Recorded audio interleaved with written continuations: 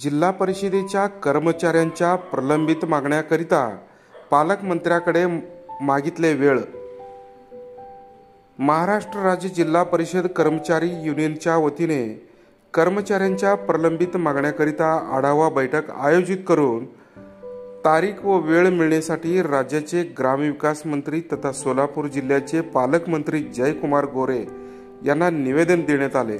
सदरच्या निवेदनाला होकार म्हणून पालकमंत्र्यांनी सदर निवेदनावर बैठक आयोजित करण्याबाबत शेरा मारून त्यांचे स्वीसहाय्यक यांना निवेदन पत्र दिले.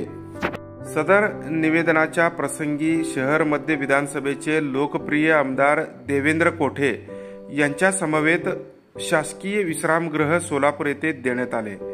सदर निवेदन देताना संघटनेचे विभागीय संघटक शत्रुघ्न सिंह माने, जिल्हाध्यक्ष तजमुल मुतवल्ली, सचिव विलास मसलकर, महिला सचिव श्रीमती निर्मला राठोड, कार्याध्यक्ष बसवराज दिंडोरे, महिला कार्याध्यक्ष श्रीमती स्वाती स्वामी, मुख्य संघटक संतोष शिंदे, महिला मुख्य संघटक मृणालिनी शिंदे, श्रीमती सोनाली कदम, महिला उपाध्यक्ष श्रीमती सविता काळे, कोषाध्यक्ष रोहित घुले, महिला कोषाध्यक्ष अंबिका वाघमोडे, परिचर कर्मचारी संघटनेचे नेते श्रीशैल देशमुख, महेश पतंगे, विशाल घोगरे, राकेश सोड्डे यांच्यासह आदी पदाधिकारी व कर्मचारी उपस्थित होते.